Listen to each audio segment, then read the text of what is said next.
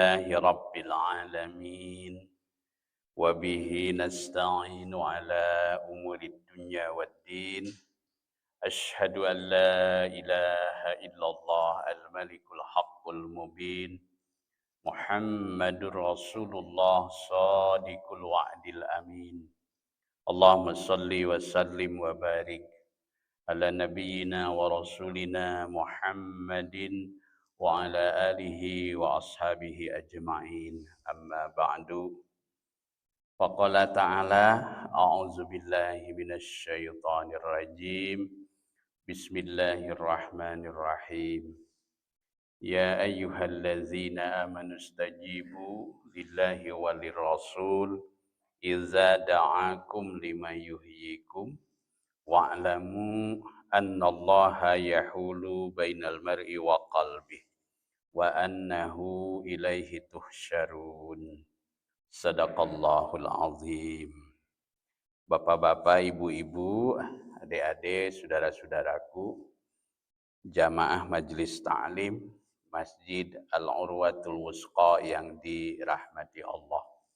Pertama-tama kita panjatkan puji dan syukur kehadirat Allah Subhanahu wa taala. Alhamdulillah kita masih diberi umur dalam keadaan sehat walafiat dan kita dapat bertemu kembali di majelis ini. Mudah-mudahan kehadirannya menjadi ibadah dan amal soleh yang diterima oleh Allah Subhanahu wa taala. Salawat dan salam semoga senantiasa Allah curahkan kepada panutan agung junjunan alam Rasulullah sallallahu alaihi wasallam beserta keluarga dan para sahabatnya. Insya Allah pada subuh ini kita akan melanjutkan kajian kita, yaitu kajian kitab Minhajul Muslim yang disusun oleh Syekh Abu Bakar Jabil Al-Jazairi rahimahullah. Dan kita akan memasuki pembahasan pasal yang berikutnya, yaitu pasal yang ke-7, Al-Faslus Sabi'u fi khuluqil haya'i. Pasal yang ke-7 tentang akhlak al-haya. Al-haya itu tentang akhlak malu ya. Al-haya ya tentang akhlak malu. Ini kalau di kitabnya di halaman 128. Silahkan kalau yang sambil membuka kitab di halaman 128. Baik. Kita sudah biasa sebetulnya membicarakan tentang malu ya. Malu bahasa Sunda nama isin ya isin ya. Bahasa ini isin era itu aya paripaos dan bahasa Sunda isin ku asin cenah era ku peda ya. Bahasa Arabnya adalah al-haya'u ya. Al-haya'u. Nanti kita akan lihat lebih lanjut. Mengapa tentang akhlak malu ini menjadi kajian utama dalam tema pembahasan ilmu akhlak. Al-muslimu, seorang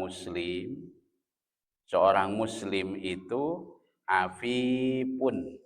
Afif. Apa ya? Afifun. Afifun itu ini sudah jadi nama juga nih. Itu sudah jadi nama ini. Itu siapa namanya? Afif. Afif ini kalau perempuan biasanya ifah. Ifah, nah itu. Ifah dia. Afif, ifah ya. Jadi pada dasarnya seorang muslim itu afifun. Apip itu adalah seseorang yang selalu terdorong untuk menjaga kesucian diri. Kesucian diri dalam arti kehormatannya. Ya. Api pun itu menjaga, kalau istilah sekarang citra diri. Ya. Menjaga citra diri, api pun. Api pun hayyiyun. Ya, hayyiyun. Api pun hayyiyun. Dan dia seorang hayyiyun. Hayyiyun itu apa? Pemalu. Ya, seorang yang hayyiyun, seorang yang pemalu. Jadi kalau malu itu bagian dari akhlak. Malu. Itu jadi malu itu bagian dari akhlak. Era teh, bahasa Sunda mah era teh bagian dari akhlak. Yang kurang baik itu ngerakeun. Itu malu-maluin. Ya. Itu. Nah, bahasa Indonesia malu-maluin. Itu antuk kenging teh. Jadi kalau malu itu adalah bagian dari akhlak. Bahkan saya temukan satu kalimat luar biasa nih. Kalau Bapak Ibu pernah membaca kitab Al-Barjanji, nah itu kan yang bercerita tentang sejarah hidup ya. Junjunan kita Nabi Muhammad sallallahu alaihi wasallam yang ditulis dalam bahasa puisi. Nah itu ya bahasa sastra. Di situ ada kalimat yang mengatakan begini. Wa kana an-nabiyyu sallallahu alaihi wasallam syadidul haya'i wat tawadhu. Itu. Wa kana an-nabiyyu sallallahu alaihi wasallam. Dan terbukti siapa an-nabiyyu, nabi. Nah, yang dimaksud Nabi Muhammad sallallahu alaihi wasallam. Syadidul haya'i adalah satu sosok pribadi yang syadidul haya, sangat pemalu. Nah, itu. Sangat pemalu. Wat tawadhu'i, dan sangat rendah hati. Sangat rendah hati. Nah, bahkan saya sempat membaca sekilas ya, tentang gambaran bagaimana junjunan kita itu sangat pemalunya. Itu ketika beliau punya keinginan, ya, tapi beliau malu untuk menyampaikan keinginan itu secara terbuka kepada Allah. Nah, itu contohnya apa? Contohnya seperti keinginan beliau untuk merubah arah kiblat. Arah kiblat. Sebagaimana diketahui bahwa ketika masih di Mekah sebelum hijrah, kalau Nabi sholat itu beliau menghadap ke dua arah sekaligus. Kedua arah sekaligus. Yaitu ke Ka'bah Baitullah dan ke arah Baitul Maqdis. Itu. Bagaimana posisinya? Di mana posisinya beliau mengambil? Beliau mengambil posisi yaitu di satu tempat namanya Babus Salam. Babus Salam. Kalau dulu kita mau masuk ke Masjidil Haram itu dulu sangat diutamakan agar kita masuk Masjidil Haram itu melalui sebuah pintu, namanya pintu Babus Salam. Itu adanya di deretan Safa Marwah. Nah, di posisi itulah katanya junjunan kita dulu ketika sholat di Mekah, beliau sering mengambil posisinya yaitu di tempat itu. Nah, salah satu maknanya adalah agar beliau bisa menghadap sholat ke arah Ka'bah dan sekaligus ke Baitul Maqdis. Tapi setelah beliau hijrah ke Madinah, Setelah beliau hijrah ke Madinah, jadi kalau dari Mekah ke Madinah itu arahnya ke arah utara. Itu arahnya ke utara itu dari Mekah itu. Nah, kemudian ketika berada di Madinah, maka otomatis kan beliau ketika itu diperintah terlebih dahulu untuk setiap sholat menghadap ke Baitul Maqdis. Itu. Selama berapa lama beliau diperintah oleh Allah? Selama kurang lebih 16 bulan.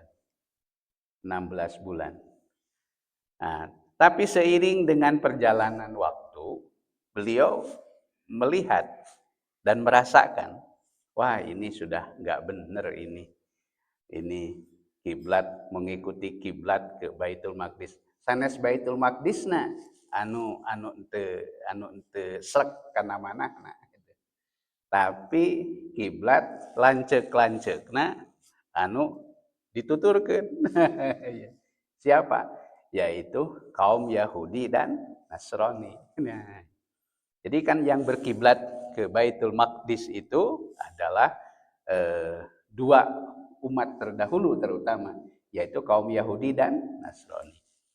Tapi ketika beliau mengikutinya, kiblat mereka itu dalam perjalanan waktunya diperhatikan itu semakin hari semakin tidak benar gitu ya. Sudah banyak penyimpangan-penyimpangan. Penyimpangan-penyimpangan. Nah, karena itu maka dalam hati kecilnya beliau muncul rasa keinginan yang sangat kuat agar Allah berkenan merubah kiblatnya kembali ke Masjidil Haram.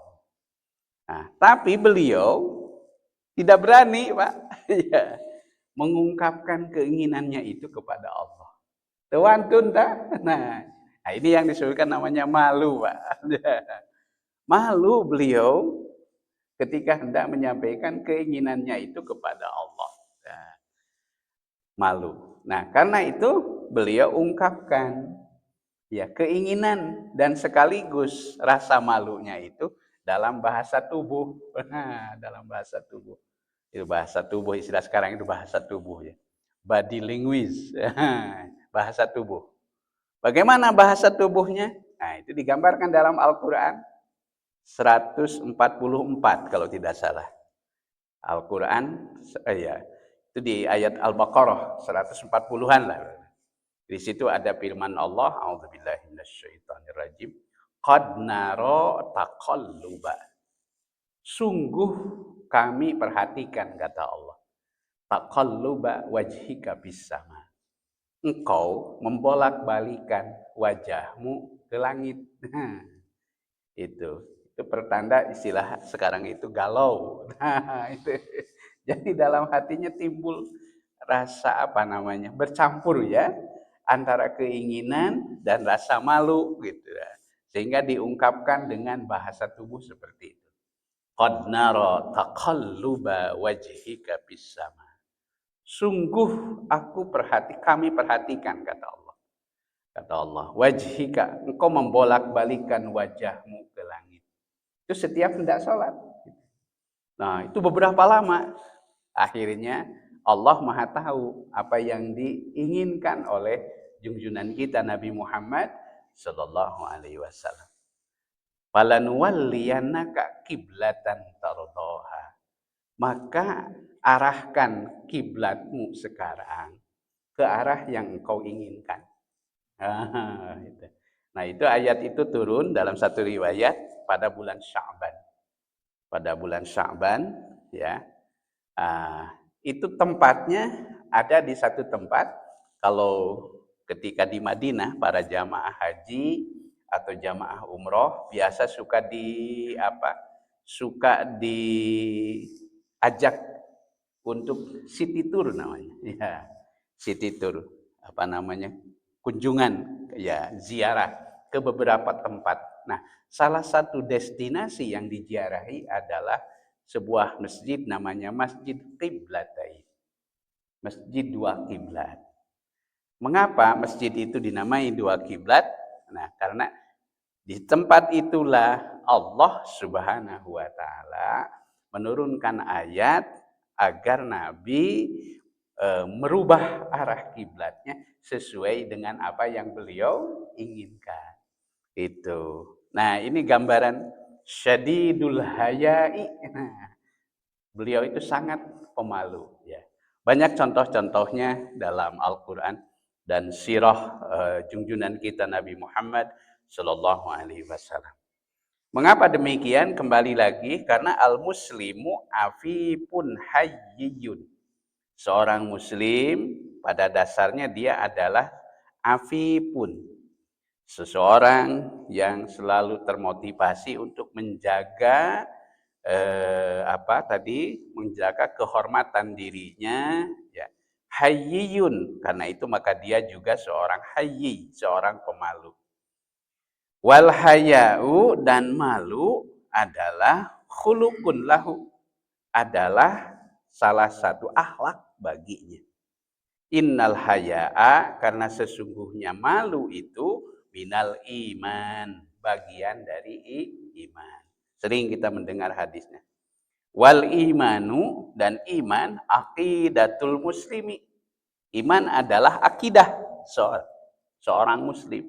Akidah itu apa ya? Teologi itu ya. Kalau bahasa eh, bahasa agama secara umum, teologi itu akidah itu. Artinya keyakinan yang berpengaruh kepada pandangan hidup. Pandangan hidup. Saya kemarin menjelaskan gambaran tentang teologi akidah seorang muslim dalam hubungan dengan pernikahan. Nah, dalam hubungan dengan pernikahan. Itu erat sekali. Jadi pernikahan itu bukan hanya tuntunan syariat, tapi dia merupakan ekspresi dari keyakinan, akidah. Karena itu ayat-ayatnya jelas sekali dalam Al-Qur'an itu. Wa min ayatihi. Di antara tanda-tanda kekuasaannya. Oh, kan itu ayat selalu dibaca. Itu menunjukkan bahwa akidah. Nah, ini contoh akidah. Jadi akidah itu berpengaruh terhadap pola pikir dan pola hidup. Nah, karena itu maka pernikahan bagi seorang muslim itu bukan hanya sekedar trending. Kalau sekarang kan itu aja trending, bukan sekedar tren. Tapi dia adalah tuntunan perintah Allah, ibadah. Nah, ya ayyuhan nasu taqu rabbakum, itu ayat yang selalu dibaca. Nah, itu. Nah, mengapa? Nah, saya jelaskan kemarin secara singkat itu dalam pembekalan. Nah, kenapa? Itu karena dalam Islam seseorang yang melaksanakan pernikahan atas dasar keyakinannya kepada Allah dan atas dasar perintah ibadah, maka seketika akan merubah citra dirinya. Nilai dirinya, integritas diri, citra dirinya. Misalnya dari segi agama. Beda nilai orang yang sudah menikah, itu orang yang mau menikah dengan yang tidak. Nah, itu. Begitulah mungkin dibahasakannya. Orang yang menikah itu dia kalau niatnya benar, caranya baik, maka dia telah menunaikan nisfuddin. Setengah dari agama. Itu setengah dari agama. Begitu kan? Nah, ini saya ingin mencontohkan bahwa nikah itu adalah agama. Bahkan saya coba elaborasi lebih lanjut kemarin. Itu sering kan kita mendengar bahwa paman rogi ba'an sunnati falaysa minni.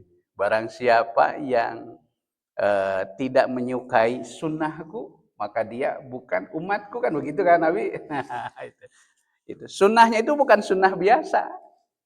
Bukan sunnah dalam arti pengertian usul fikih, bukan. Itu kalau dilaksanakan mendapatkan pahala, kalau ditinggalkan mendapatkan tidak mendapatkan apa-apa kan begitu. Ya. Tapi sunnahnya di situ adalah sunnah apa? Itu sunnah keniscayaan. Dalam arti sunnatullah, sunnah fitrah. Sunnahul fitrah. Itu. Sunnah keniscayaan. Itu. Ini panjang kalau diceritakan. Nah, kemudian saya coba kemukakan hadis itu kan itu hanya dipotong itu hadis yang sering dibaca. Selengkapnya itu bukan begitu, selengkapnya hadis itu. Itu dilatar belakangi oleh 3 orang sahabat Nabi yang termotivasi ingin melakukan akselerasi. Akselerasi, apa akselerasi itu? Apa namanya? Percepatan, akselerasi. Bagaimana agar amal solehnya itu bisa lebih cepat mengejar ketertinggalan, gitu ya, ketertinggalan. Maka kemudian kemudian 3 orang ini mereka dengan pandangannya mereka sendiri, mereka melakukan 3 hal. Pertama, wah saya mah ingin akselerasi, yaitu dengan cara melakukan sholat sepanjang malam. Itu pokoknya mah sholatnya ngedekluk terus. Nah, gitu. Itu. Kata yang kedua, kalau saya mau saum setiap hari. Nah, saum setiap hari. Nah, yang menarik yang ketiga, malah saya agak hafal namanya, sahabat yang namanya Utsman bin Maz'un. Sahabat namanya Utsman. Kebetulan dia memiliki latar belakang yang agak unik. Mungkin ketika masa lalunya, masa jahiliyahnya, oh di zaman jahiliyah, nah itu dia teh playboy istilahnya. Pokoknya petualang cinta lah gitu. Itu. Dan dia bertekad setelah mengenal Islam, dia bertekad. Pokoknya saya demi untuk mengejar ketertinggalan yang namanya sekarang saya bersumpah saya tidak akan mendekati yang namanya wanita. Gitu saja. Itu cadu cek orang sudah mah gitu. Itu moal kawin orang macam moal deket-deket ngaranna jeung awewe. Gitu. Nah, beruntung sampailah hal itu kepada Nabi dan beliau segera meluruskan. Beliau segera meluruskan bahwa bukan begitu cara pandang Islam. Ketahuilah, wahai sahabat-sahabatku, tidak ada orang yang paling dekat dengan Allah selain aku. Dan beliau Rasulullah itu pantas menyampaikan itu. Nah, dan ketahuilah oleh kalian, aku kan hidup secara wajar. Dalam keseharian ada waktunya sholat, ada waktunya istirahat. Ada waktunya saum, ada waktunya buka. Itu. Dan aku menikah. Gitu, menikah. Itu. Nah, disitulah dalam konteks itulah hadis itu dikatakan man rogiba an sunnati falaisa minni. Barang siapa yang tidak senang kepada sunnahku, maka dia bukan umatku. Ini saya ingin mengambil contoh bahwa itu adalah berhubungan dengan akidah. Nah, demikian pula malu itu bukan sekedar bukan sekedar bukan sekedar kepribadian ya yang bisa kita rekayasa, bukan ya, tapi dia adalah bagian dari keimanan. Wal imanu aqidatul muslimi wa qawamu hayatihi. Dan akidah adalah, dan iman adalah akidah seorang muslim, wa qawamu hayatihi, dan penegak. Qawam itu apanya? Tonggak. Tonggak. Qawamu hayatihi, tiang pancar. Ya, tiang pancang. Kalau dalam bangunan itu ada ground breaking, kalau istilah sekarang itu ya. Tiang pancang kehidupan. Itulah akidah kita. Akidah. Yaqulur Rasul sallallahu alaihi wasallam. Bersabda junjunan kita Rasulullah sallallahu alaihi wasallam, al-imanu bid'un wa sab'un. Iman itu terdiri dari 70 cabang. Bid'un wa sab'un. Au bid'un wa sittun. Beliau juga mengatakan 60 cabang. Syu'batun, ya. 70, ada yang mengatakan 73, ya, ada yang mengatakan juga 63. Syu'batun, ya, syu'batun cabang. Fa afdaluha, maka yang paling afdal dari 70 sekian cabang itu, fa afdaluha adalah la ilaha illallah. Cabang yang paling unggul adalah la ilaha illallah. Wa adnaha, dan cabang yang paling dekat, ya, kalau ibarat pohon itu kan ada cabang yang paling tinggi. Nah, cabang yang paling dekat, yang paling bisa dijangkau oleh kita, yaitu apa? Imatatul ada anit tariq. Menyingkirkan duri, ada yang mengartikan duri, ya, menyingkirkan sesuatu yang membahayakan, anit tariqi, dari jalan, wal haya'u, dan malu. Bayangkan di antara di antara 70 sekian cabang itu ada satu akhlak yang disebutkan secara khusus, yaitu apa? Wal haya'u. Dan malu syu'batun minal iman. Malu adalah cabang tersendiri dari iman.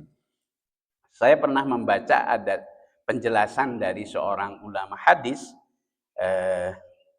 tentang hadis ini. Yang dimaksud dengan wal haya'u syu'batun minal iman, maksudnya adalah syu'batun azimatun. Cabang yang agung dari iman. Cabang yang agung dari iman. Kemudian wayakulu, dan Nabi juga bersabda, al-haya wal iman, malu dan iman adalah qarnaun jami'an. Qarnaun jami'an. Apa ya? Qarnaun jami'an. Dua, apa namanya nih? Kornun itu kalau dalam kepala itu apa? Tanduk. Ya, itu ya. Kalau dalam kepala itu. Qarnaun jami'an. Ya, artinya dua yang membawa menjadi kekuatan. Ya, itu. Kan dalam Al-Qur'an ada satu sosok yang disebut namanya Zulkarnain. Ada kan Zulkarnain, sosok yang satu pemimpin yang kelak menjadi pemimpin yang dikatakan pernah berkeliling dunia pada zamannya, namanya Zulkarnain. Kalau ditelusuri secara bahasa, Zulkarnain itu artinya itu yang mempunyai pemilik, kornani, dua tanduk. Dua tanduk. Dua tanduk. Saya tidak akan bicara tanduk-tanduk yang lain ya.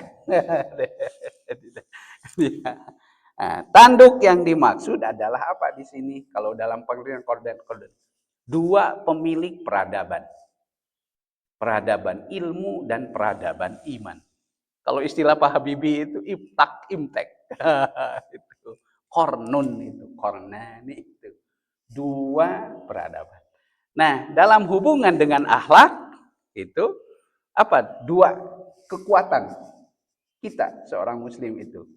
Iya, itu yang harus berjalan secara bersama-sama. Al-haya wal iman, yaitu malu dan iman. Qarnani jami'an. Itu dua kekuatan yang harus berjalan bersama-sama, seiring. Fa idza rufi'a ahadahuma, apabila terangkat salah satunya, maka terangkat pula salah satu yang lain.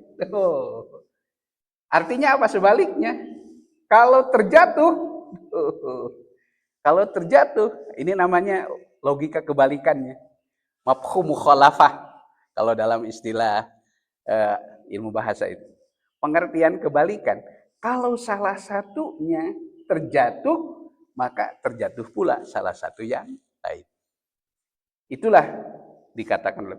Jadi malu itu bukan cabang yang biasa itu, tapi dia cabang yang amat sangat menentukan terhadap ifah, kredibilitas seseorang.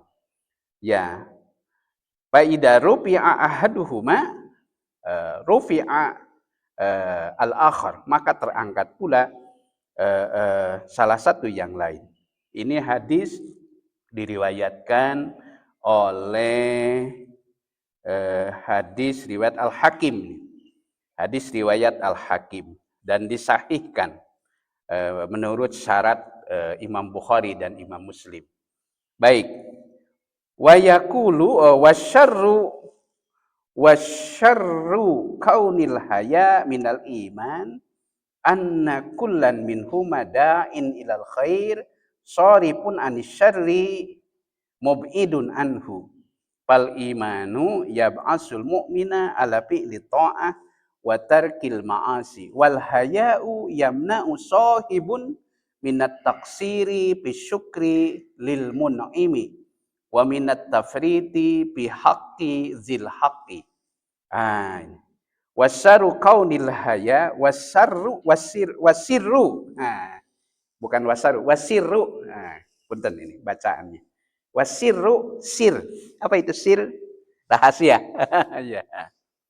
Wasirru kaunil hayai, dan rahasia keberadaan malu, rahasia keberadaan malu, anna kullan minhuma, bahwa sesungguhnya masing-masing dari kedua hal tadi, ya, da'in ilal khair, itu masing-masing itu da'in.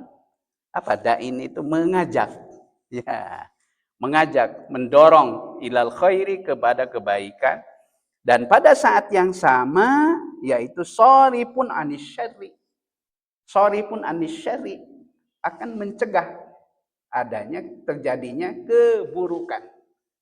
Itu. Jadi ketika terpadu dua kekuatan tadi, kekuatan iman dan kekuatan malu, maka dia akan menjadi semacam daya dorong bagi kita, bagi seorang muslim untuk selalu termotivasi melakukan kebaikan. Dan pada saat yang sama dia akan menjadi semacam daya tangkal, ya, daya tangkal dari melakukan keburukan. Karena itu, fal imanu, maka iman, ya ba'asul mu'mina, dia mendorong kepada seorang mukmin ala fi'li ta'ati, untuk mengerjakan taat, wa tarkil ma'asi, dan sekaligus meninggalkan kemaksiatan. Jadi wal haya'u. Nah, jadi iman tadi dikatakan mendorong seorang mukmin untuk melakukan ketaatan dan meninggalkan kemaksiatan. Kemudian wal haya'u, dan malu, yamna'u sahibuhu, akan mencegah sahibuhu, pemilik dari rasa malu ini, minat taksiri bisukri, minat taksir bisyukri al mun'imi, akan mencegah untuk apa? Menyedikitkan, ya, mengurangi, menyedikitkan syukur, ya, terhadap mereka, ya, terhadap seseorang yang memberi nikmat. Jadi dengan rasa malu itu seseorang itu ingin salah satu rahasianya, dia akan selalu selalu terdorong, ya, untuk mengoptimalkan, mungkin bisa dibahasakan gitu, mengoptimalkan rasa syukur kepada seseorang yang telah memberi nikmat. Itu. Jadi ada ungkapan dalam ini, ada Rasulullah kan satu ketika pernah beliau ditanya oleh Siti Aisyah, kan Insya Allah izin. Nah ini izin, ya, malu kita kalau kalau melihat itu betapa jauhnya kita dari beliau. Beliau itu kan kalau ibadah itu katanya sampai digambarkan kakinya itu apa namanya? Namanya keesen, kalau orang Sunda bilang apa namanya? Kakinya itu keesen, apa keesen apa namanya? Bengkak, sampai bengkak. Di bengkak gitu ya. Itu. Maka Siti Aisyah lalu dalam arti bukan curhat gitu ya. Ya Rasulullah, kenapa engkau begitu luar biasa habis-habisan gitu ya? Bukankah engkau gitu ya? Bukankah engkau itu seseorang yang sudah dijamin oleh Allah dengan surga dan pasti diselamatkan dari neraka? Tapi mengapa engkau begitu rupa itu ya, melaksanakan ibadah kepada Allah? Apa jawab Nabi? Apalam akun abdan syakura. Apakah tidak boleh aku menjadi hambanya yang bersyukur? Nah, ada rasa malu dari Nabi. Karena itu maka dalam hubungan dengan tingkatan tobat juga. Nah ini saya baca dalam kitab Tanwirul Qulub fi Muamalati Alamul Ghuyub. Pencerahan kolbu itu ditulis oleh Syekh Amin Al-Qurdi, Muhammad Amin Al-Qurdi. Itu beliau menulis begini di situ. Ada 3 tingkatan taubat dalam Al-Qur'an. Ada 3 tingkatan taubat dalam Al-Qur'an. Yang pertama disebut namanya taibun. Taibun. Taibun. Nah, siapa itu taibun? Yaitu ar-ruju ilallah mudniban. Seseorang yang termotivasi untuk ingin kembali kepada Allah, dengan kata lain kembali ke jalan yang benar, gitu. Karena mudniban, karena merasa dirinya dia merasa berdosa, seueur dosa rumaos. Nah, ketika dia kembali kepada Allah, maka itu disebut namanya taibun. Nah, tingkatan yang kedua disebut namanya munibun.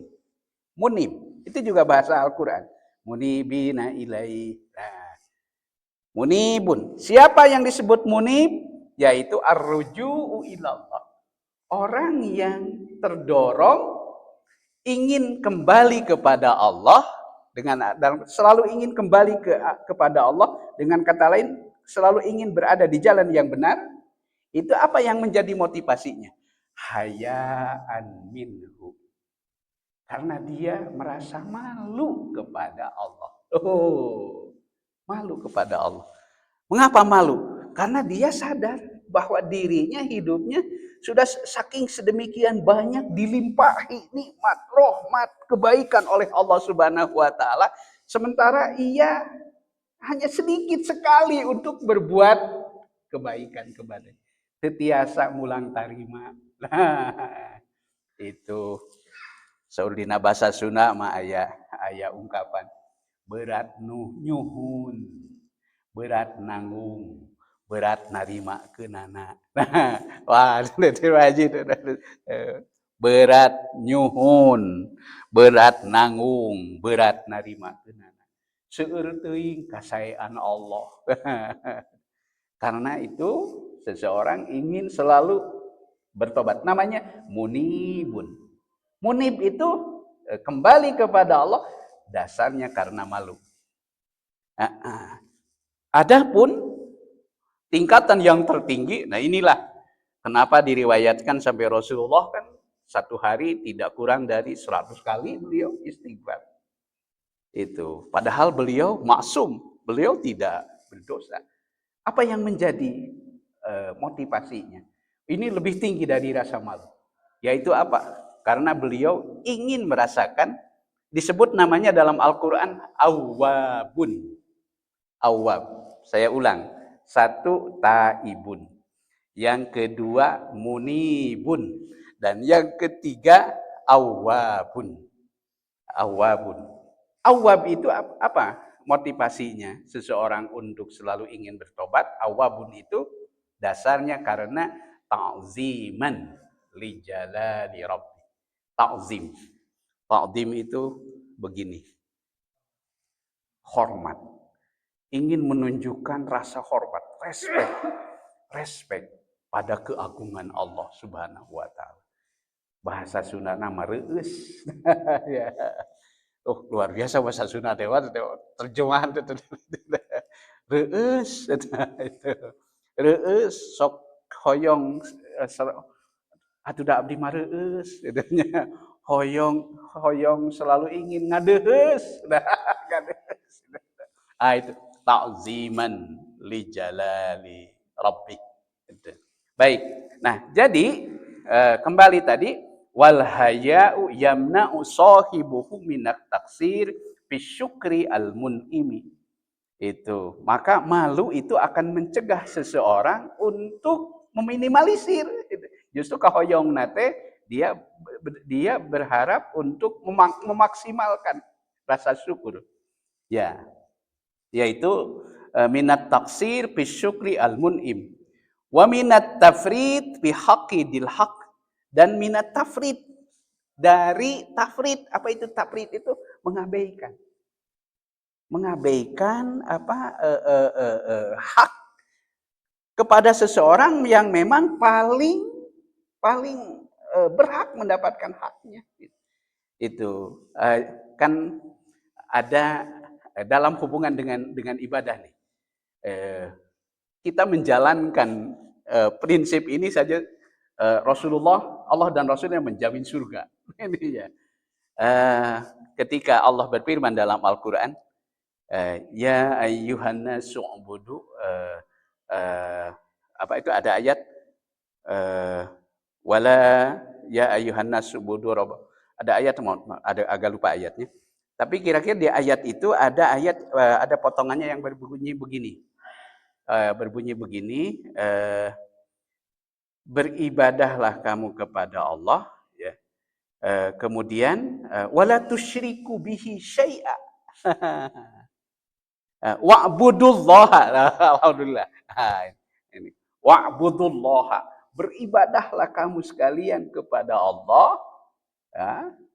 Wala tusyriku bihi syai'a. Dan janganlah kamu persekutukan dia dengan sesuatu apapun.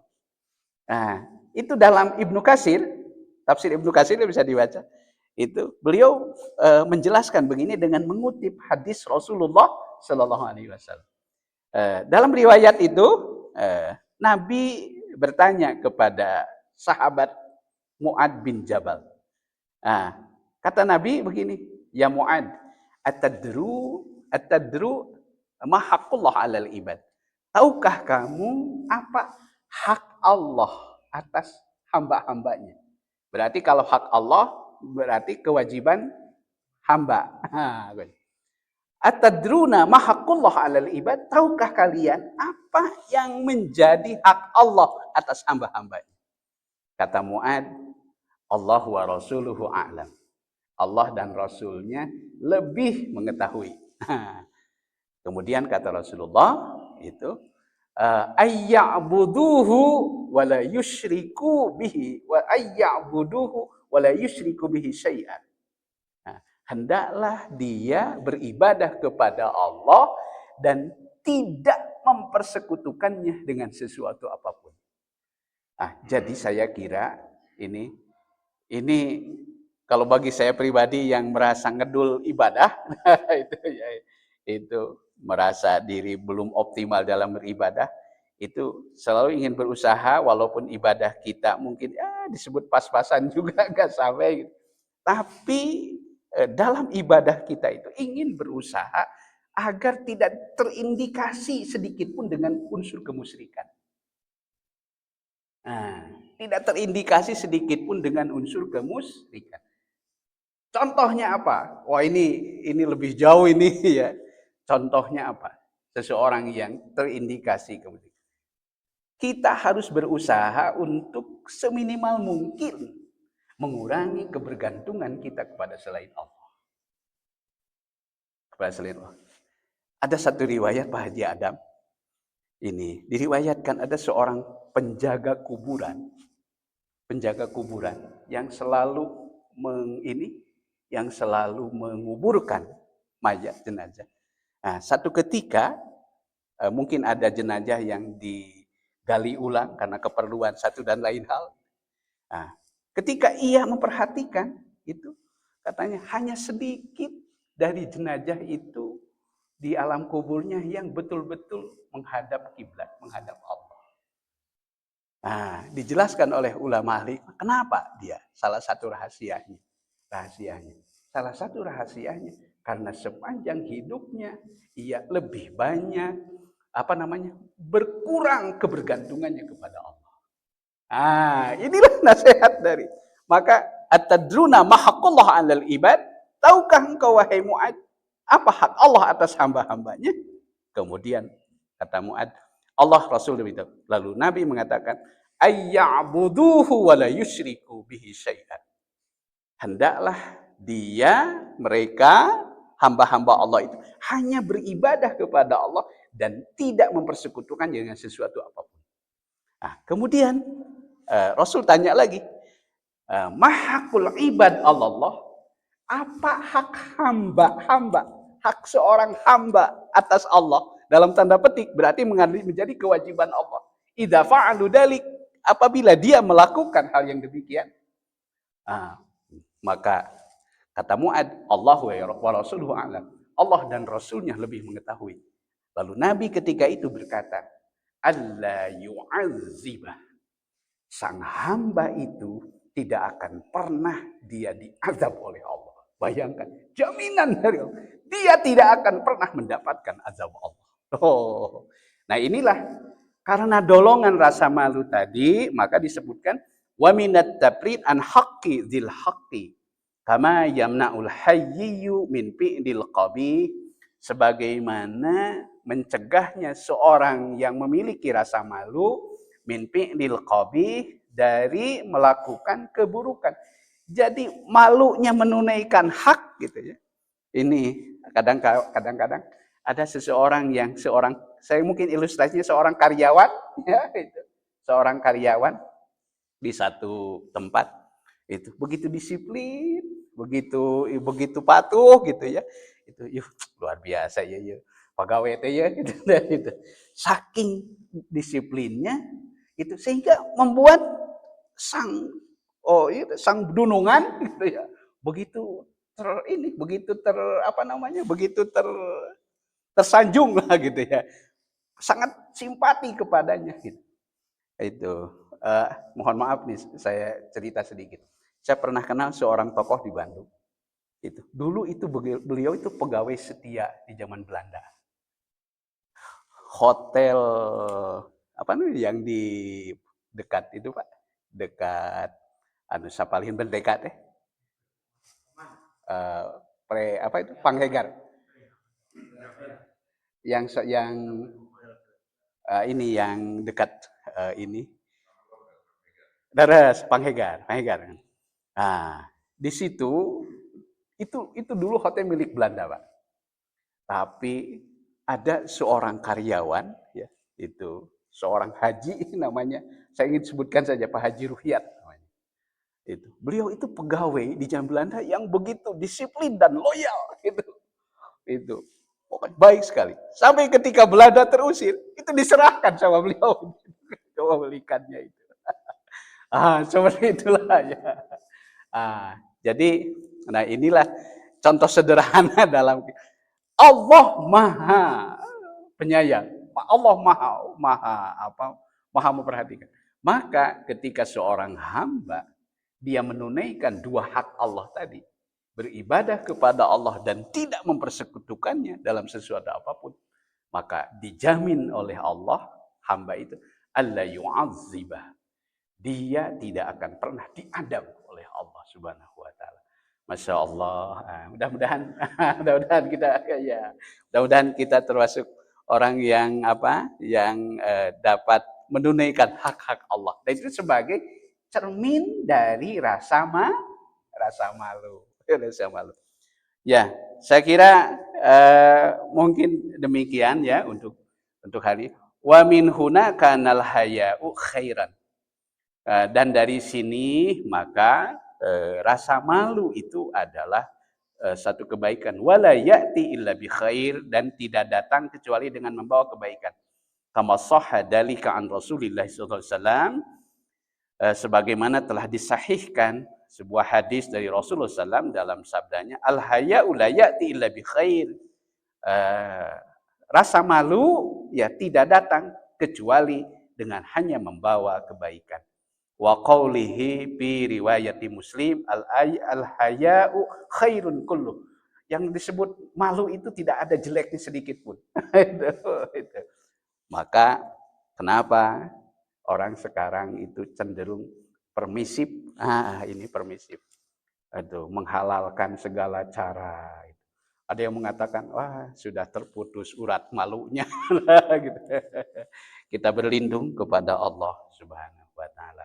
Semoga kita termasuk orang yang dikaruniai al-haya'u minal iman. Tapi sanes hartosna malu-maluin. Nah, justru dalam kebaikan, dalam kebenaran, kita harus, orang Sunda bilang namanya wanter. Kedah wanter. Dina kasayaan mah kedah wanter. Cager, bager, bener, singer. Ada? Pak Joman ada? Pertama apa? Cager, bager, terus dan Pak? Cager, bager, bener, pinter, singer, tambahan. Saya tambahkan satu lagi Pak. Yaitu wanter.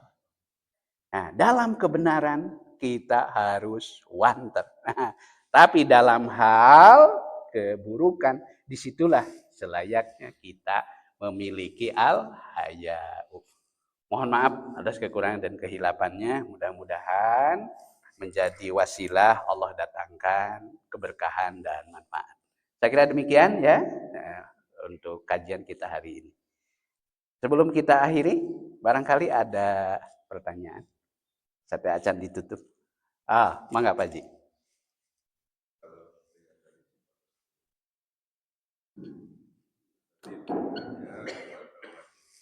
Ahan.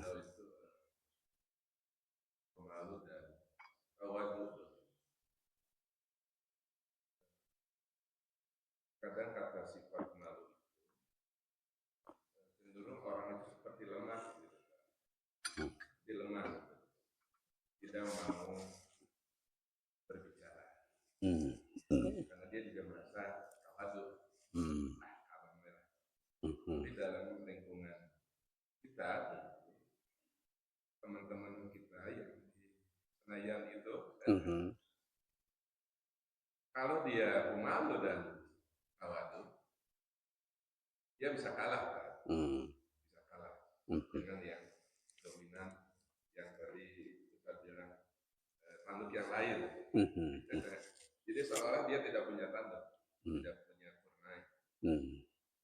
Jadi kadang-kadang orang yang pemalu itu konotasinya adalah lemah, tidak bisa menyampaikan suara. Gitu tak? Maka produk-produk undang-undang yang dihasilkan, ya produk didominasi orang-orang yang dalam konteks berani bicara dalam konteks pemerintahan itu. Ya artinya emang kita yang di sana itu, saya perhatikan memang seperti itu, tapi dia istiqomah, dengan rasa malu dan tawadhunya. Tapi kalau pernah saya bertanya, kenapa terjun ke dunia seperti itu? Karena saya ingin ada kebaikan di sana. Tetapi ketika dia hanya bisa berjalan sendiri tanpa didukung yang lain, ya tidak menghasilkan sesuatu yang artinya tadi bahwa malu itu cenderung lemah. Jadi tidak bisa bicara vokal lah gitu. Baik. Ya. Harus pertama tadi bahwa malu itu bukan penghalang kebaikan dan kebenaran. Justru malu itu adalah harusnya kita posisikan sebagai sesuatu yang mendorong. Ya. Jadi dikatakan yaitu ya ba'asu. ya, mendorong seseorang melakukan kebaikan, termasuk menyuarakan kebenaran. Justru ketika seseorang sudah ditempatkan di satu posisi, ya sudah diberi panggung lah istilahnya, ya, sudah diberi panggung atau sudah diberi mimbar, itu kan artinya sudah diberi tempat untuk menyuarakan kebenaran, untuk menyuarakan kebenaran. Maka kalaupun itu terjadi, kita harus melatih. Bahkan dalam konteks itu kita harus melatihkan diri. Ya, influence dalam konteks ini saya kira belajar mempengaruhi orang itu dalam kebaikan itu satu hal yang harus dilakukan. Berarti disinilah pemaknaan yang tepat, ya, pemaknaan yang tepat. Nah, kemudian kaitan dengan rendah hati, tawadhu. Tawadhu itu sanes hartosna, tawadhu rendah diri sanes. Bukan rendah diri tawadhu, bukan minder wardeg kalau istilah bahasa Belanda itu katanya, ya. Bukan rendah diri, tapi tawadhu itu adalah rendah hati, lawan dari takabur. Itu lawan dari takabur. Jadi kalau tawadhu diartikan tadi sehingga seseorang menjadi lemah, ia salah paham, ya, salah paham dalam memaknai konsep, ya. Nah, justru orang yang yang punya rasa malu dan punya kerendahan hati, maka dia akan punya keberanian untuk menyampaikan kebenaran, ya, kebenaran. Nah, jadi saya kira di situ konsepnya harus diluruskan dulu, ya, maknanya. Nah, jangan sampai sebaliknya itu. Nanti ada kaitannya dengan yang disebut namanya syaja'ah. Syaja'ah. Itu berani. Ada orang mengatakan berani karena benar, takut karena salah. Ya. Justru dalam kebaikan, dalam kebenaran itu harus kita memiliki keberanian, vokal menyampaikan kebenaran. Ayatnya mengatakan falyaqulu qaulan sadida. Maka hendaklah dia menyampaikan satu pernyataan dengan qaulan sadida, dengan perkataan yang benar, dengan perkataan yang tepat, qaulan sadida. Apa hadiahnya dari Allah? Yuslih lakum a'malakum. Maka Allah akan menolong dia untuk membantu kebaikan atas dirinya. Itu hadiah yang pertama.